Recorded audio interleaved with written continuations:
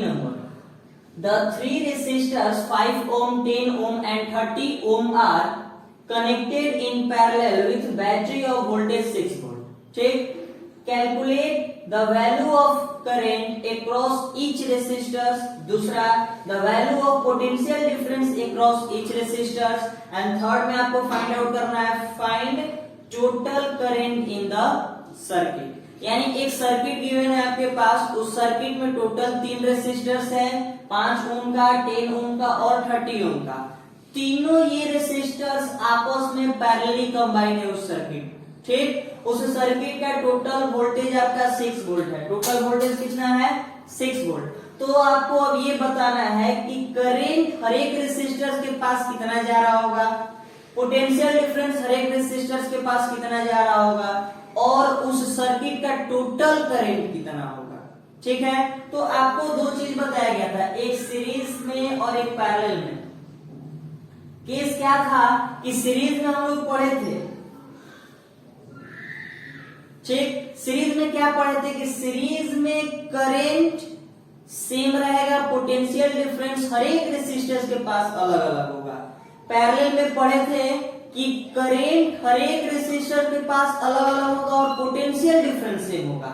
यहां पर पैरेलल का बात किया है और करंट का बात किया है.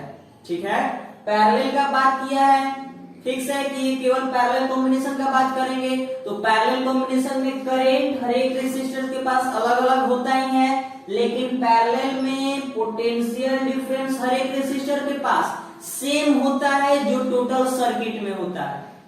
ठीक है, चलिए, और टोटल करंट तो हम लोग निकाल लेंगे. जैसे ही आप एक एक रेसिस्टर्स का करंट निकाल लेंगे, हर एक रेसिस्टर के पास करंट कितना जा रहा है, हर एक का इंडिविजुअली निकालेंगे. जब सबको जोड़ेंगे तो आप पढ़े ही थे कि जब सारा जो रेसिस्टेंस है I1, I2, I3 जो भी करंट आ रहा है उन सबका सम हमेशा I के ही इक्वल होने वाला है, क्योंकि I ही डिवाइड होकर वो I1, I2, I3 पार्ट्स में बटा हुआ होता है. जैसे अगर हम लोग सर्किट ड्रॉ करके बनाना सीखें कैसे इसमें सर्किट होगा, तो पहले मान लीजिए हमारे पास 3 रेसिस्टर्स है, तीनों को हमने क्या किया, पैरेलली कंबाइन किया अकॉर्डिंग टू क्वेश्चन. क्वेश्चन के अनुसार हमने तीनों को पैरेलली कंबाइन कर लिया और इसे एक बैटरी से क्या किया, कनेक्ट कर लिया. ठीक है, एक बैटरी से कनेक्ट किया और वो बैटरी का कितना वोल्टेज है, 6 वोल्ट. ठीक, ये मान लीजिए 5 ओम का है, ये 10 ओम का है और ये 30 ओम का है.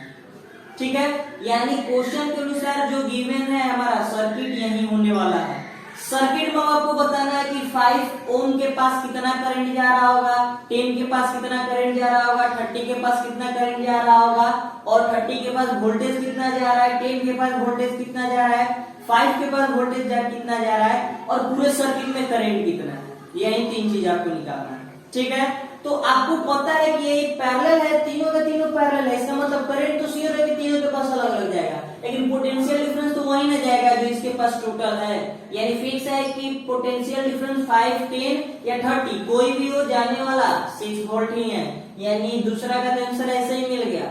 इसका डायरेक्ट आप आंसर लिखिएगा कि पैरेलल कॉम्बिनेशन में जो सर्किट होता है उसमें जितना भी रेसिस्टर्स हो सबके पास सेम पोटेंशियल डिफरेंस जाता है. इसका मतलब इसका पोटेंशियल डिफरेंस 6 वोल्ट ही होने वाला है.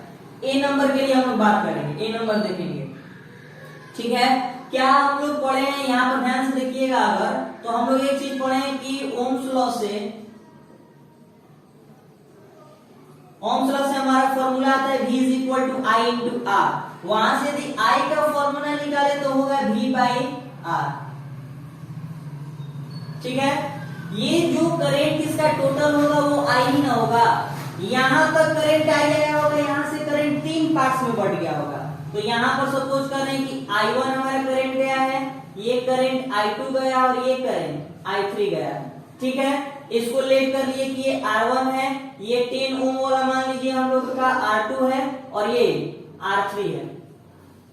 ठीक है, तो R1 करंट, R1 रेसिस्टर्स के पास I1 गया है, R2 के पास I2 गया है, R3 के पास I3 करंट गया है और I1, I2, I3 तो हमेशा I के इक्वल होगा क्योंकि यही बट करके तीनों पार्ट में बटा होगा. ठीक है, तो यहाँ से जो I का वैल्यू है, क्या यदि हम लोग चाहें तो यहाँ से I1 यदि निकालना चाहे तो निकल सकता है. I1 का पोटेंशियल डिफरेंस तो सेम ही रहने वाला है, यानी V भी रह जाएगा। R की जगह R1 होगा कि नहीं होगा? I1 हम लोग निकाल रहे हैं, तो यानी V कितना है 6, R1 कितना है 5, R1 कितना है 5, यानी इसको सॉल्व कीजिएगा तो कितना आएगा 1.5 एम्पियर। ठीक ना होगा? डिवाइड कीजिए 5 6 1 5 1 0 5 2 10 1.2 होगा, 1.2 एम्पियर। ठीक है। दूसरा देखिए, अगर हम लोग I2 के बारे में बात करें, I2 निकाल रहे हैं, तो V बाई R2 हो जाएगा। V कितना है 6, R2 कितना है 10 है। अगर 10 है तो क्या हो जाएगा 0.6 एम्पियर होगा।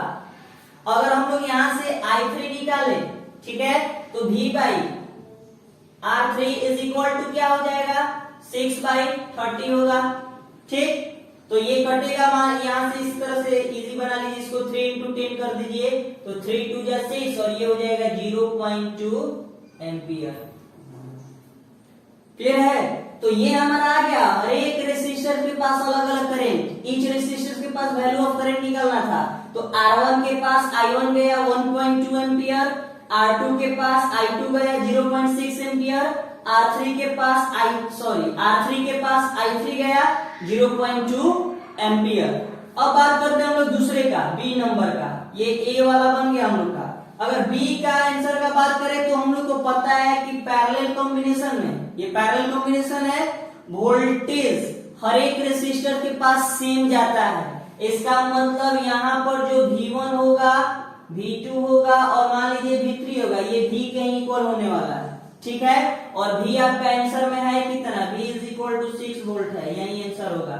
हर एक रेसिस्टर के पास 6 वोल्ट ही जाने वाला है। अब बात करते हैं हम लोग C नंबर का। C पूछ रहा है कि total current in the circuit कितना है। तो टोटल करंट I था, और क्या ये I1 plus I2 plus I3, यानी ये 3 पार्ट्स में बटा था। तो I1 कितना है हम लोग का 1.2 प्लस I2 कितना है I2 0.6 और प्लस ये 0.2। ठीक, सॉल्व कीजिएगा आगे की तरफ, तो I इज इक्वल टू कितना आएगा, ये हो जाएगा 2 एम्पियर। ये हो गया टोटल करंट। ठीक है, ये टोटल करंट चेक करने का एक और तरीका है। आप पहले इसका टोटल रेसिस्टेंस निकाल लीजिए। पैरेलल में है ना, तो पैरेलल में तो 1/5 प्लस 1/10 प्लस 1/30 होगा, एलसीएम 30 होगा। 5 कितना हो जाएगा 6 3 और 1, तो कितना 6 7 9 और 1 10/30। ये आया 1/R, यानी R हो गया कितना आपका 3 ओम। यानी इन तीनों का सम टोटल रेसिस्टेंस 3 ओम आ गया ना। टोटल रेसिस्टेंस 3 ओम, टोटल वोल्टेज कितना है 6 वोल्ट, टोटल वोल्टेज है 6 वोल्ट। तो I इज इक्वल टू क्या होता है V बाई R होता है। V कितना है 6, R कितना आया है 3, 3 2 जा 6 2 एम्पियर यहाँ से भी आ गया, यानी 2 एम्पियर। यहाँ से आप चेक कर सकते हैं कि आपका आंसर सही है कि नहीं। अलग अलग करंट के लिए निकालिए अलग अलग रेसिस्टेंस, एक बार टोटल सम करके रेसिस्टेंस निकाले, क्योंकि टोटल करंट तो आ ही ना है। तो वहां से भी हमारा 2 एम्पियर आ गया, मतलब हम लोग का सही है 2 एम्पियर करंट। क्लियर है? What will be the current drawn by an electric bulb of 40 watt when it is connected to a source of 220 volt? आपको करंट पता करना है, पावर दिया है 40 वाट और वोल्टेज दिया है 220 वोल्ट। ठीक है, कि एक इलेक्ट्रिक बल्ब है जो 40 वाट पावर है उसका, मतलब 1 सेकेंड में 40 जूल वो क्या कर रहा है, एनर्जी कंज्यूम कर रहा है।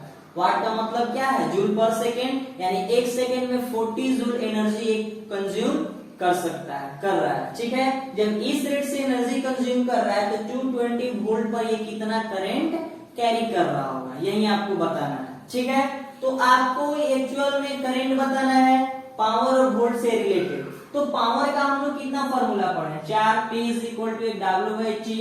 ठीक, ये पहला फॉर्मूला हम लोग पढ़े हैं। दूसरा हम लोग को फॉर्मूला पता है P is equal to V into I। तीसरा फॉर्मूला है पावर का P is equal to I square into R। चौथा फॉर्मूला है P is equal to V square by R। ये 4 फॉर्मूला है पावर का। ठीक है।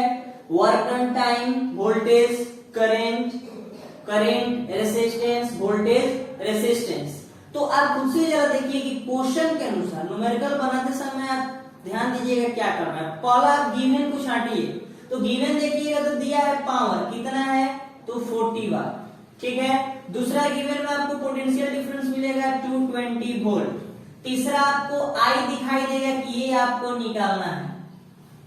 पहला काम यही किया जाता है न्यूमेरिकल में, देखिए क्या गिवन है। दूसरा आप चेक कीजिए क्या सब अपने ऐसा यूनिट में है, तो ये वाट में है ही, ये वोल्ट में है, यानी सब ऐसा यूनिट में है। अगला काम, अगर करंट निकालना है तो आप इन तीनों से रिलेटेड एक फॉर्मूला खोजिए जो P में, V में और I में रिलेशन बताए। PWT, क्या P में, V में और I में ये दूसरा नंबर वाला शो कर रहा है, यानी यहां से लिख सकते हैं कि P is equal to V into I। हमें करंट निकालना है तो I is equal to P by V। P कितना है 40, V कितना है 220, 2 2 0 कटेगा 2 और 11, यानी 11 और 2 डिवाइड कीजिएगा कितना आएगा 20, 0.1 कितना हो गया 908 88 201, यानी 0.181, यानी करंट कितना आया I is equal to 0.181 ampere ये करंट ड्रॉ करेगा। This will be the An electric bulb is rated say 220 volt and 100 watt. When it is operated on 110 volt, calculate the power consumed. मतलब कोई electric bulb है वो 220 volt पर 100 watt power मतलब का है, 220 वोल्ट पर वो 100 वाट पावर का है, मतलब वो एक सेकेंड में 100 जूल एनर्जी कंज्यूम कर रहा है। कितने वोल्ट पर, तो 220 वोल्ट पर। तो आपको बताना है कि 110 वोल्ट पर वो कितने पावर का होगा, मतलब 110 वोल्ट पर वो एक सेकंड में कितने एनर्जी को कंज्यूम करेगा, ठीक है। आपको यहां से बताना है, ठीक है। तो अगर आप देखिए मैथ वाला लॉजिक नहीं लगाना है, यूनिटरी मेथड की काम किए, ये 220 वोल्ट पर था कितना 100 वाट, ठीक है। तो अब लगा देंगे कि 110 वोल्ट पर क्या होगा, तो 100 बाई 220 इंटू 100, ये कटा दो बार में और 2 से ये 50, यानी आ गया 50 वाट। ये लॉजिक गलत है, मैथ नहीं है, फिजिक्स है, ठीक है ना। इसमें फॉर्मूला से काम करेंगे, ठीक। देखिए इसमें करेंगे क्या, अगर हम लोग क्वेश्चन के अनुसार देखें तो क्वेश्चन में हमारा फल निकालिए क्या क्या गिवन है। तो क्वेश्चन में हमारा दिया हुआ है कि जब वोल्टेज हमारे पास 220 वोल्ट है, यानी जब पोटेंशियल डिफरेंस हमारे पास 220 वोल्ट है, तो इस वक्त पावर कितना है 100 वाट, ठीक है। तब आपको बताना है कि जब पोटेंशियल डिफरेंस 110 वोल्ट होगा तब पावर कितना होगा, ठीक। तो पावर से रिलेटेड हमारे पास ये 4 फॉर्मूला है, ये VI का W वर्क डन से रिलेटेड है, रेसिस्टेंस से रिलेटेड है, वोल्टेज और रेसिस्टेंस से रिलेटेड है। तो यहां पर कौन सा इस्तेमाल करें, ये एक कंफ्यूजन वाला केस है कि यहां पर कौन सा इस्तेमाल हम लोग करें। तो अगर कुछ ना करो तो देखो क्या क्या तुम देख सकते हो, ये तो हटा देंगे ऐसे ही, वर्क डन है नहीं, टाइम है नहीं, उसका तो इस्तेमाल नहीं करने वाले हैं। अब बच गया हमारे पास ये 3, हमारे पास ये 3 बच गया, लेकिन 3 में हमारे पास अगर इसको देखा जाए तो नहीं करंट इस क्वेश्चन में गिवन है और नहीं रेसिस्टेंस गिवन है, यानी यहां से भी नहीं निकाल सकते कुछ, ठीक है। हाँ, लेकिन अब 2 बच गया, P is equal to V into I और P is equal to V square by R। अब इन दोनों में कौन सा इस्तेमाल करें, यदि दोनों निकालिए, दोनों से लगाकर निकालिएगा तो दोनों से अलग अलग आंसर आएगा, क्यों आएगा उसका हम रीजन बता रहे हैं। अब कैसे आप इन दोनों में यहाँ पर चूज कीजिएगा फॉर्मूला, ये हम आपको बता रहे हैं। यहाँ पर अगर आप देखिएगा तो दिया है कि 220 वोल्ट पर कितना होगा, ठीक है। तो अगर इस फॉर्मूला को आप लगाइएगा तो इस केस में आप इस फॉर्मूला को लगाकर इसका करंट निकाल सकते हैं ना, I निकाल लेंगे और इसी करंट का यहाँ पर इस्तेमाल करके इसी फॉर्मूला से आप पावर निकालेंगे, लेकिन वो गलत हो जाएगा।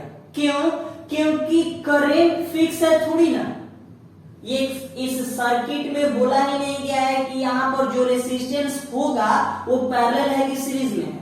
इसके अनुसार करंट के बारे में हम कुछ बोल ही नहीं सकते कि करंट इसमें डिफर करेगा कि नहीं करेगा। अगर बहुत सारे रेसिस्टेंस पैरेलल होंगे तो करंट अलग अलग आने लगेगा, यदि सेम होंगे रेसिस्टेंस मतलब बहुत सारे रेसिस्टेंस सीरीज में होंगे तब तो करंट सेम होगा, लेकिन ऐसा कुछ हमारे पास गिवन नहीं है, तो हम उस फॉर्मूला का भी इस्तेमाल नहीं कर सकते। हाँ, एक चीज इस्तेमाल कर सकते हैं, हम लोग जिस चीज का भी निकाले, करंट निकाले या रेसिस्टेंस निकाले, उसको एज अ कांस्टेंट निकालेंगे कि दोनों केस में वो सेम होना चाहिए। करंट भी निकालेंगे तो करंट सेम होना चाहिए, रेसिस्टेंस भी निकालेंगे तो सेम होना चाहिए। लेकिन करंट तो खुद रेसिस्टेंस पर डिपेंड हो जाएगा, कैसे वो सर्किट में कंबाइंड है, तो करंट तो फिक्स ही नहीं हो पाएगा। तो हम लोग ये भरसक प्रयास करेंगे, कोशिश करेंगे कि हम लोग रेसिस्टेंस को कांस्टेंट रखें। तो यहां से जो रेसिस्टेंस निकालेंगे, ठीक है, तो रेसिस्टेंस जो यहाँ का आएगा वही रेसिस्टेंस यहाँ रखेंगे तो कांस्टेंट तो हो ही जाएगा। ये तो अपने हाथ में है, हमें रेसिस्टेंस कांस्टेंट करना है, तब हम लोग को कौन सा फॉर्मूला इस्तेमाल करना पड़ेगा, ये वाला, क्योंकि वोल्टेज दिया है वोल्टेज रख देंगे, पावर दिया है पावर रख देंगे, और आर यहाँ से निकाल लेंगे, क्योंकि हमें आर कांस्टेंट करना है दोनों केस में। और जो आर यहाँ पर आएगा वही आर यहाँ पुट करेंगे, तो यहाँ पर आर है, पोटेंशियल डिफरेंस है, तो आर पोटेंशियल डिफरेंस पुट करेंगे, यहाँ का पावर अपने आप निकल जाएगा। ठीक है, तो वही काम कीजिए आप। इस केस में हम लोग इस्तेमाल करेंगे इसके लिए कौन सा फॉर्मूला, तो P is equal to v square by r. हमें यहाँ से रेसिस्टेंस निकालना है, तो क्या R इज इक्वल टू होगा v square by p. V कितना है, V देखिए वोल्टेज 220, तो 220 इंटू 220 भाई पावर कितना है 100। ये एक जीरो से एक जीरो कटा, यानी हम कह सकते हैं 22 इंटू 22 रेसिस्टेंस है तो ओम। आगे कटेगा इसलिए उसको हम लोग मल्टीप्लाई में छोड़ रहे हैं, कर रहे हैं। ठीक है, अब देखिए, अब हम लोग दूसरा केस पर आ जाए जो हम लोग को निकालना है। इस केस में हमारा पोटेंशियल डिफरेंस है, रेसिस्टेंस यही वाला लेंगे, बोले थे रेसिस्टेंस कांस्टेंट करेंगे, यानी इस केस में हम लोग फिर से पोटेंशियल डिफरेंस 110 वोल्ट ही लेने वाले हैं, लेकिन रेसिस्टेंस कितना लेंगे, ये वाला रेसिस्टेंस लेकर आएंगे, यानी 22 इंटू 22 ओम। ठीक है, तो अब पोटेंशियल डिफरेंस सेकंड वाले केस में 110 वोल्ट हो गया, रेसिस्टेंस आ गया हमारा इसी के इक्वल। क्या अब हम फिर से पावर का फॉर्मूला लगाकर वी स्क्वायर बाई आर वाला से निकाल सकते हैं पावर, क्योंकि इसमें पावर ही पूछ रहा था। ठीक है, तो वी पी स्क्वायर यानी वोल्टेज कितना है तो 110, तो 110 इंटू 110, रेसिस्टेंस कितना है 22 इंटू 22। क्या इसको इस तरह से लिख सकते हैं 11 इंटू 11 इंटू 100 बाई 22 इंटू 22। 11 टू जा 11 टू जा 2 टू जा, ये 2 से कटेगा कितना बार में 50, ये फिर 2 से कटेगा 25 बार में, यानी पावर कितना आ जाएगा 25 वाट। ये होगा आपका आंसर। ठीक है, 43 an electric appliance set of 60 watt runs for 50 hours, how much electric energy is consumed। यदि कोई इलेक्ट्रिक अप्लायंस जिसका पावर 60 वोल्ट हो, ठीक है, और वो कितने देर के लिए रन कर रहा है, मतलब वर्क कर रहा है, तो टोटल आपका 50 आवर्स वर्क कर रहा है। ठीक है, कितने पावर पर, तो 60 पावर पर। ये पावर का मतलब क्या होता है, इसको ध्यान में हमेशा रखना है कि 60 वाट का यहाँ पर मतलब है कि 1 सेकेंड में ये 60 जूल एनर्जी कंज्यूम करेगा। तो आपको बताना बस यही है कि ये 50 घंटा में कितना एनर्जी कंज्यूम करेगा। अगर टोटल एनर्जी आप निकाल ले रहे हैं कितना कंज्यूम करेगा, बस आपका इलेक्ट्रिक एनर्जी निकल जाएगा। ठीक है, तो इसका फॉर्मूला आपको इलेक्ट्रिक एनर्जी निकालना है, ध्यान से देखिएगा। और इलेक्ट्रिक एनर्जी का फॉर्मूला आपको पता है, होता है P इंटू टी। P किसको शो करता है, तो P पावर को शो करता है, और ये पावर होना किस में चाहिए, तो वाट में होना चाहिए। ठीक है, यहाँ पर T किसको शो करता है, तो T टाइम को शो करता है। ठीक है, लेकिन टाइम किस में होना चाहिए, तो आवर में होना चाहिए। ठीक है, तो अब आप देखेंगे कि गिवन क्वेश्चन में क्या क्या है। तो गिवन क्वेश्चन में पावर है कितना, तो 60 वाट। गिवन क्वेश्चन में टाइम दिया है कितना, तो 50 आवर। अब आप देखिए, तो ये जो पार्ट है आपका, ठीक, ये गिवन पार्ट है, और गिवन पार्ट में क्या पावर अपने ऐसा यूनिट में है क्या टाइम अपने या ऐसा यूनिट में जो यहाँ चाहिए, उसमें भी है। इसका मतलब डायरेक्ट हम लोग E is equal to P into t वाले से एनर्जी फाइंड आउट कर सकते हैं। तो energy is equal to power हो गया 60, टाइम कितना है 50, यानी E इज इक्वल टू 6 5 30 और डबल जीरो, ये हो गया आपका क्या वाट आवर। ठीक है ना। यदि क्वेश्चन में बोले कि किलोवाट आवर में इसका आंसर दीजिए, तो कुछ नहीं, इस वाट आवर को किलोवाट में चेंज करने के लिए क्या करेंगे 1000 से डिवाइड कर देंगे। यानी जैसे ही इसमें हम लोग 3000 में 3000 की ना 1000 में से डिवाइड करेंगे, ये आपका किलोवाट आवर में चेंज हो जाएगा। यानी किलोवाट आवर में ई का वैल्यू क्या होगा, किलोवाट आवर में ई का वैल्यू आ जाएगा आपका 3 किलोवाट आवर। आंसर दोनों सही है जिसमें आपका क्वेश्चन। ठीक है। A current of 4 ampere flows through a 12 volt car, a headlight bulb 14 inner, how much energy transfer occurs during this time. ठीक है। क्वेश्चन में क्या कर रहा है कि मान लीजिए एक आपका कार हेडलाइट है, कार का हेडलाइट जो क्या कर रहा है 10 मिनट तक बढ़ रहा है, बल्ब है मतलब 10 मिनट तक वो ग्लो कर रहा है। ठीक है। जब 10 मिनट तक ग्लो कर रहा है उस वक्त उसके पास टोटल करंट 4 एम्पियर का है और वो कितने वोल्ट से, तो 12 वोल्ट बैटरी से जुड़ा हुआ है, यानी 12 वोल्ट है पोटेंशियल डिफरेंस। करंट उसके पास 4 एम्पियर है और 10 मिनट के लिए वो जल रहा है। तो आपको बताना है कि टोटल एनर्जी वो कितना कंज्यूम किया। ठीक है। टोटल एनर्जी उसका कितना हो गया।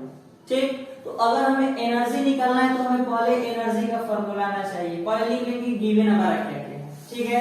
तो यदि गिवन पार्ट्स पर देखा जाए तो गिवन पार्ट्स में हमारा करंट है 4 एम्पियर, दूसरा देखा जाए तो वोल्टेज है, पोटेंशियल डिफरेंस कितना है, तो पोटेंशियल डिफरेंस है 12 वोल्ट। ठीक है। ये टाइम है हमारा, टाइम आ गया 10 मिनट है।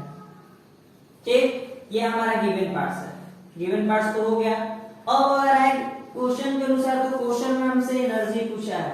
ठीक है। और एनर्जी का फॉर्मूला हमें पता है P इंटू टी। ठीक है। Energy is equal to P into t, ये पावर होता है और ये टाइम होता है। पावर वाट में और टाइम आवर में यहाँ होता है। ठीक है। टाइम हमें किसमें चाहिए, आवर में, लेकिन यहाँ पर टाइम किसमें दिया है, मिनट में। तो पहला काम क्या होगा कि इस टाइम को हमें किसी भी तरह मिनट से आवर में चेंज करना होगा। और 10 मिनट को जब आवर में चेंज करेंगे तो क्या करेंगे, 60 से डिवाइड करेंगे कि नहीं करेंगे। 60 से डिवाइड करेंगे तो 10/60, यानी टाइम हमारा आ जाएगा कितना 1/6 आवर। ठीक है। यानी टाइम तो हम लोग निकाल लिए आवर में। अब हमारे पास क्या चाहिए, पावर चाहिए। टाइम तो आ गया आवर में, ये टाइम यहाँ पर आवर में होता है, पावर चाहिए। अच्छा पावर तो दिया नहीं है, हमारे पास करंट है और पोटेंशियल डिफरेंस है। तो क्या हम लोग यहाँ से पावर का फॉर्मूला पढ़े, P is equal to V into I. Power का फॉर्मूला यानी P कैसे निकलेगा, V कितना है हमारे पास 4 है और I कितना है, सॉरी V आपका कितना है, V है 12 वोल्ट, V है 12 और I कितना है, करंट है 4, यानी कितना हो जाएगा 48, यानी पावर हमारा आ गया 48 वाट। पावर का तो वाट ही होता है।